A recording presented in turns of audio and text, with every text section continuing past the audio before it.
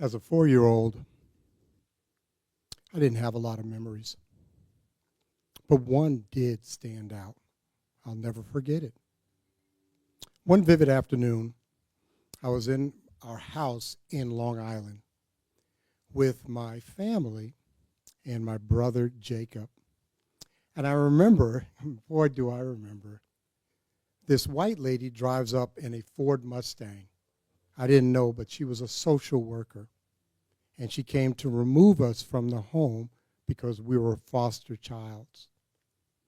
I remember my so-called sisters bawling in the living room. And I remember my mother and my father, so-called, were crying also. And Jacob and I were removed to go another 2 years within the foster system in the state of New York. The next year, I was adopted by Irene and Sam Miller, but I had spent a year with John and Olive Turley in Amityville. And I remember during that time, as a 5-year-old, thinking to myself, I have no mother. I'm unwanted. I'm abandoned. As a 5-year-old, I'm thinking that. I couldn't understand or comprehend why someone would abandon me. But I knew that as a 5-year-old. And I remember being upstate in New York with Irene and Sam Miller and questioning my identity and questioning my why. They adopted me, and we moved upstate to a small town called Bloomingburg, New York. And things went on pretty well, but I remember at one point, my mother came to me, and this is my adoptive mother, Irene, and she said, Ken, let's go have a bite to eat. And I said, okay. And the thing about memories, which is so interesting, is memories are your truth. If I was to go back in time, I don't know if this memory exactly happened as I remember it. But I remember where I was. I remember what I was doing. I remember the corner. We went to a restaurant called Arctic Roadrunner, a little burger place in Anchorage, Alaska, where we lived. And it was on the corner of Fireweed. And I remember as we're going in, my mother turned to me and she said, Kenneth, did you know that your mother was a white teenage girl? And I was shattered. And the reason I was shattered was very simple. I had had a picture for 17 years, because it's 1980, I'm a senior in high school, that my mother was a black female, probably a little older, who had given me up for adoption for whatever reason. And now to hear that my mother was a white teenage girl literally devastated me, because it shattered this memory, this belief, this truth that I had that my mother was a black female. I go on to 1984, and I graduated from Dartmouth College in Hanover, New Hampshire, with a degree in history, but with an acute drug and alcohol addiction.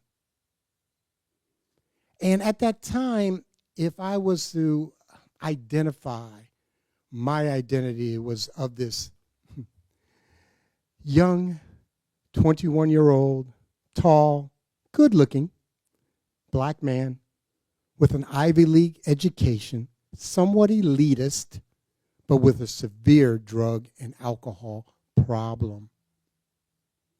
Within 4 years of my graduation from Dartmouth College, this Ivy Leaguer was homeless on the streets, committing petty crimes, hustling, being a male prostitute, being a person that caused harm to others.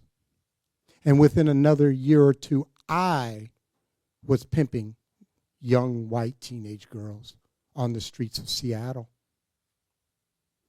In 1991, I remember I was struggling with my addiction, so I would go to Narcotics Anonymous meetings. I'd go to this Narcotics Anonymous meeting in Linwood, which is right outside of Seattle, And as we're coming out of the meeting, it's a lunchtime meeting, we decide we're going to go have lunch.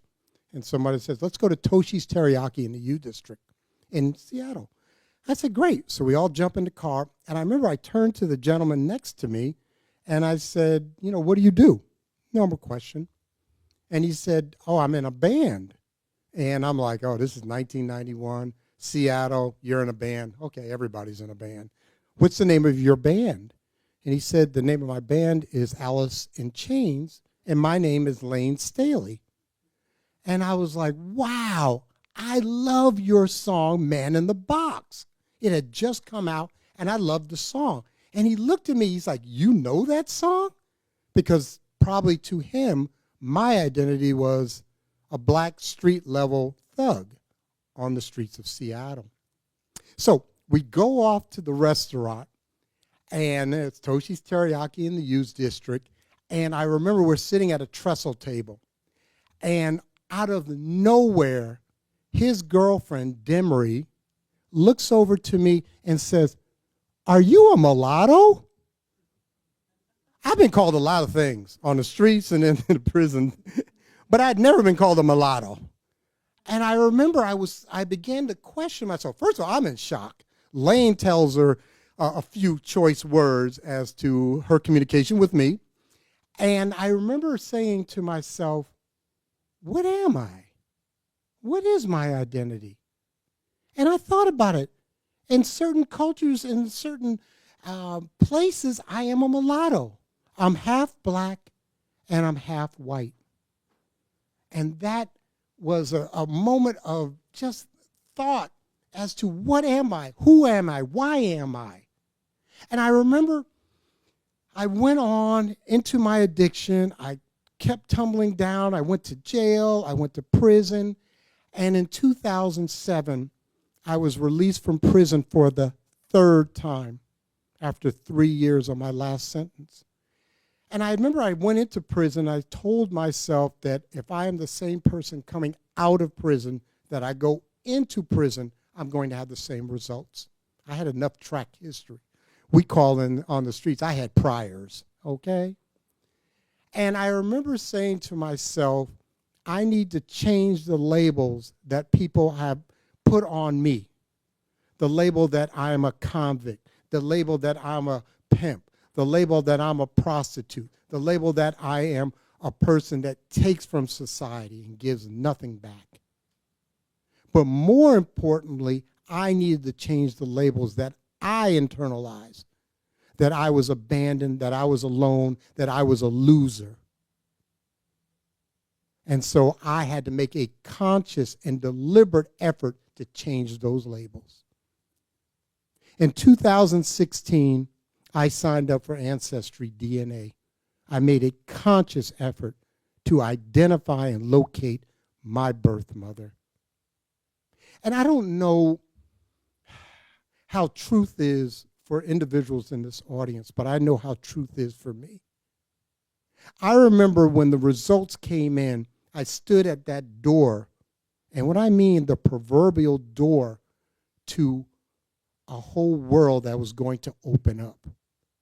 And I had fear before I looked at those results. But I looked at those results, I opened that door, and I went in that room. And in that room was identified that my mother was Joanne Horn, who lived in Bloomingburg, New York. Bloomingburg, New York was a small town that I had grown up in when I was first adopted. Even though I had left in 1975, she did not move to Bloomingburg until 1980.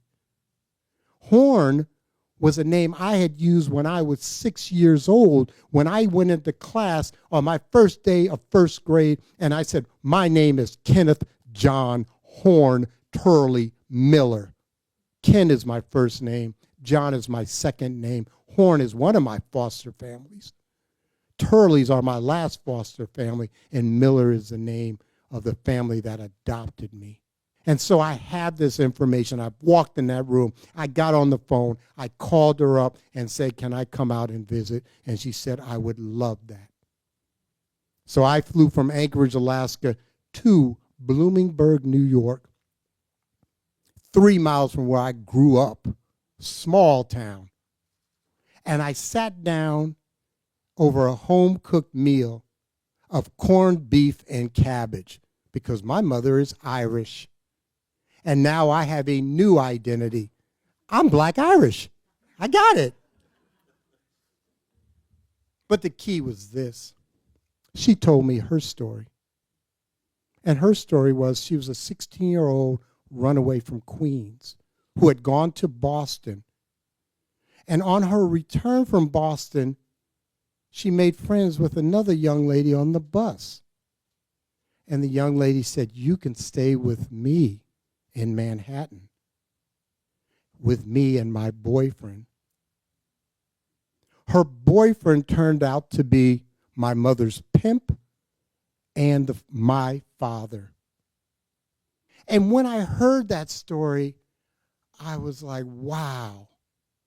Because now I had a better understanding of the why. And she said to me, she said, "Ken, when I gave birth to you, I was not supposed to see the family that was adopting you because when I left you 1 day old, you had been adopted by a white couple because I wanted you to grow up Catholic. And my system and my paperwork shows that after 3 months of being adopted by this couple, I was put back into the system." And I'm not mad at all. I am not mad. That was my lot in life, to go through 6 years of foster homes and then to be adopted by Irene and Sam Miller. Today, my identity is very simple, folks. My identity is that I am a kind and gentle man today who has been blessed with 2 beautiful women that I can call mother. To Joanne Horn, thank you for giving birth to me, a mixed child in 1962. How tough that must have been. You just wanted the best for me.